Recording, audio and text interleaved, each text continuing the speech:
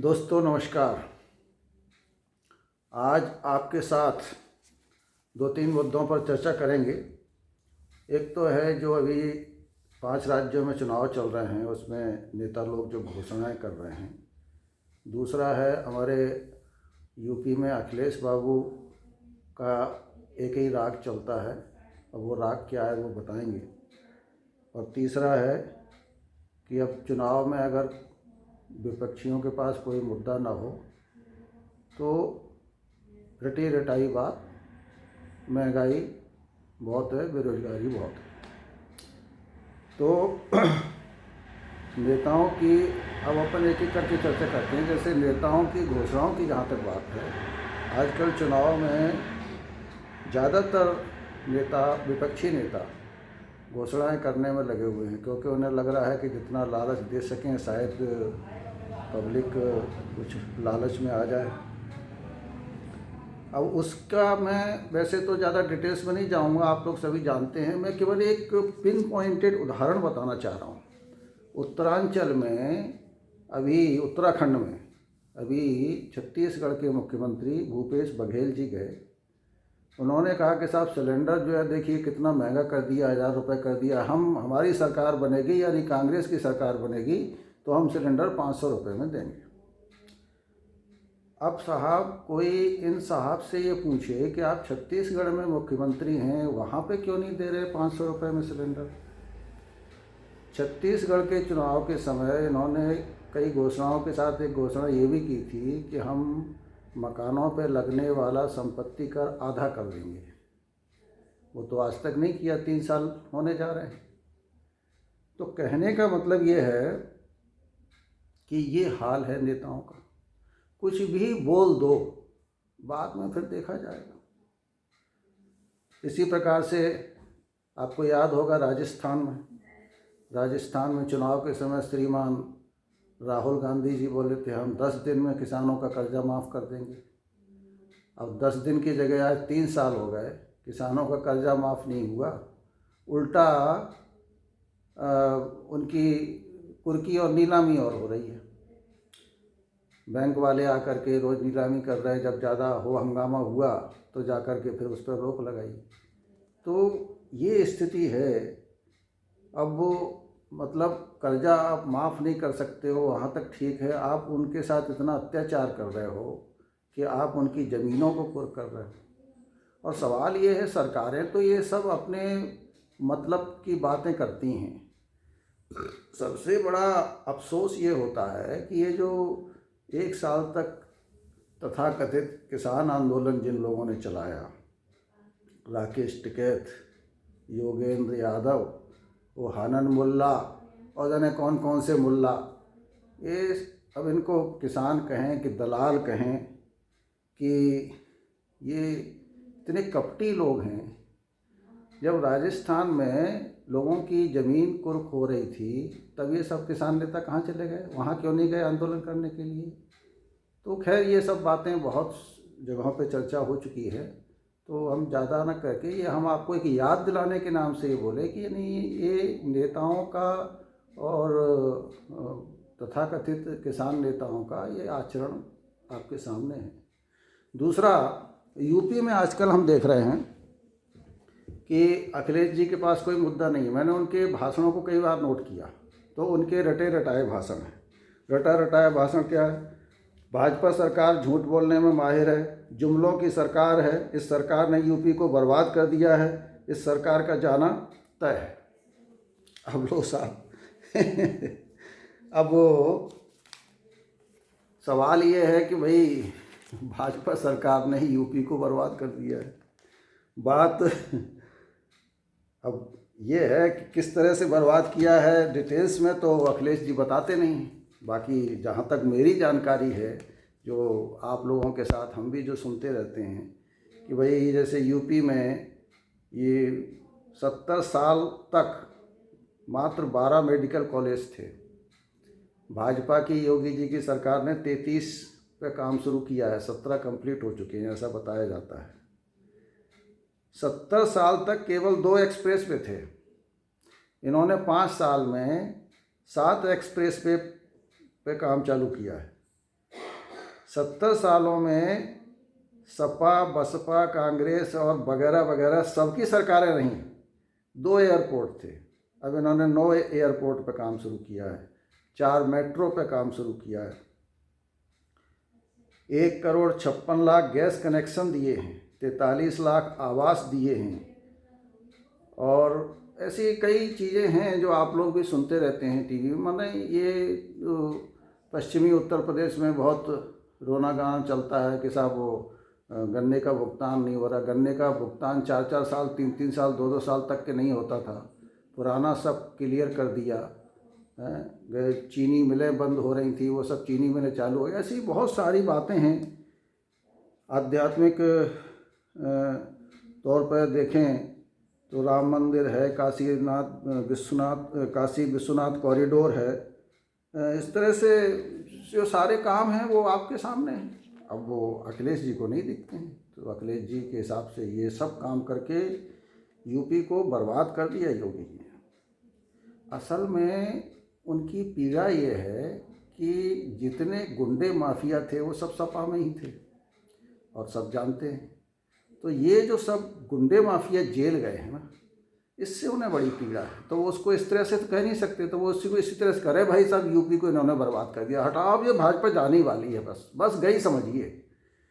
तो ये है इन नेताओं की कथनी और करनी, और इन लोगों का चरित्र देखिए आप, इनकी जो ये बातें करते हैं, इनका चरित्र देखिए आप।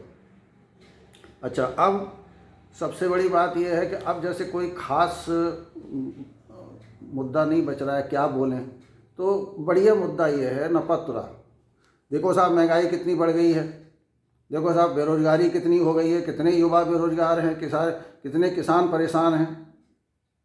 भैया मुझे कोई ये बताए, महंगाई जो है आपको मैं बता दूं एक सतत चलने वाली प्रक्रिया है। हम लोग छोटे थे तो हमारे माताजी पिताजी लोग बताते थे कि चवन्नी में एक पात्र भर के दही आ जाता था। एक बात की बात बता रहा हूँ, अरे मैं 82 में मुझे खुद याद है कि 25 पैसे की चाय मिलती थी। आज कितने की मिल रही है? 5 रुपये से 10 रुपये। तो सवाल ये है कि इस दौरान तो कई सरकारें आई हैं, कई सरकारें गई हैं, तो फिर वो 25 पैसे पे ही क्यों नहीं स्थिर रही चाय, या कोई भी चीज़ों के दाम क्यों नहीं स्थिर रहे? वास्तविकता ये है, लोग समझते भी हैं सब, लेकिन कुछ लोगों को फिर भी ये बरगलाने की कोशिश करते हैं। लोग समझते भी हैं महंगाई जो है ये जो है एक ग्लोबल समस्या है। देखिए मेरे पास ये दैनिक भास्कर अखबार है, इसमें ये अभी एक हफ्ते पहले 24 जनवरी को इसमें ये लेख छपा है, अमेरिका में रिकॉर्ड महंगाई। इसमें लिखा है कि एशिया में फैक्ट्रियों के बंद होने और समुद्री रास्ते से माल सप्लाई में दिक्कत के कारण दुनिया में कीमतें बढ़ी हैं। व्हाइट हाउस के अधिकारी बताते हैं यूरोप सहित दूसरे देशों में भी मूल्य रिकॉर्ड ऊंचाइयों पर पहुंच रहे हैं। कहने का मतलब ये है महंगाई का सीधा संबंध होता है सप्लाई और डिमांड, माने कितनी चीज़ की मांग है और कितनी आपको उसकी आपूर्ति हो रही है। तो अब दुनिया जान रही है 2 साल कोरोना में सारी दुनिया में सारी फैक्ट्रियां कंपनियां बंद रहीं, प्रोडक्शन बंद रहा, सप्लाई चेन बाधित हुई है, तो उसका असर है कहीं ना कहीं पड़ता है। और अगर इसका असर नहीं पड़ता तो भी महंगाई बढ़ती है। ये है कि तब थोड़ा सा एक रेशो में थोड़ी बढ़ती है। अब चूँकि ये ऐसी विषम स्थिति हो गई तो इस वजह से जो है वो थोड़ा कुछ चीज़ों में ज़्यादा बढ़ी है। तो ये तो सतत चलने वाली प्रक्रिया है। भाई सवाल ये है कि ये ऐसा तो है नहीं ये पहली बार बढ़ी है। ये तो हम तो बचपन में मतलब 70 साल ना भी बोले, हम तो छोटे से थे तब से देख रहे हैं महंगाई। आज तक कोई भी चीज़ आज से 50 साल पहले 2 रुपए की थी तो आज 200 रुपए की है। बता दीजिए मुझे अगर मैं गलत कह रहा हूँ तो कहने का मतलब ये है कि महंगाई इन लोगों का एक बड़ा अच्छा अस्त्र हो गया। जैसे ये सरकार में आएंगे तो महंगाई बिल्कुल जो है ख़त्म ही हो जाएगी, बिल्कुल सब चीज़ें फ्री में मिलने लगेंगी, सब महंगाई नाम की कोई चीज़ ही नहीं रहेगी। तो आपको ध्यान होगा बहुत पहले 70 के दशक में वो रोटी कपड़ा मकान फिल्म आई थी ना, उस समय भी महंगाई थी। वो गाना बनाते महंगाई मार गई, महंगाई मार गई। तो ये महंगाई जो है ये कोई मुद्दा नहीं है, ये तो क्या है, सतत चलने वाली प्रक्रिया है। और ये समय समय पे जो है ना कुछ विषम स्थितियाँ होती हैं। अब ये तो इससे बड़ी विषम स्थिति क्या होगी कि कोरोना 100 साल में एक बार आने वाली महामारी है। अब इसमें अर्थव्यवस्था सभी देशों की गड़बड़ाई है। उसके हिसाब से इंडिया की अर्थव्यवस्था तो फिर भी बहुत अच्छी है। और आप सोचिए कि कोरोना काल में इतने गरीब लोगों को मुफ्त में राशन दें, ताकि भाई कोई काम धंधा नहीं कर पा रहा है तो कम से कम भूखा तो ना रहे। कई हजार करोड़ की वैक्सीन फ्री में उपलब्ध कराई सरकार ने। इसी दौरान चाइना बॉर्डर पर अलग आंख दिखा रहा था। उनसे निपटने के लिए अपने स्वदेशी हथियार हम रोज़ देख रहे थे टीवी में, आए दिन कोई ना कोई नए हथियार बन के बॉर्डर पर पहुंच रहे हैं इतनी तेज़ी से। तो इन सब चीज़ों में पैसा नहीं लगेगा। तो ये जो विषम स्थितियां पैदा हुई हैं उससे थोड़ी सी महंगाई हुई है, ये बात सही है, लेकिन गवर्नमेंट ने अपने तरफ से कंट्रोल करने की भी बहुत कोशिश की है। तो कहने का मतलब इसी प्रकार से बेरोजगारी की बात। अब बेरोजगारी फिर वही बात आ गई, पॉपुलेशन बढ़ती जाएगी, बेरोजगारी कहाँ से ख़त्म होगी? आप पॉपुलेशन बढ़ाना बंद कर दीजिए, बेरोजगारी ख़त्म हो जाएगी।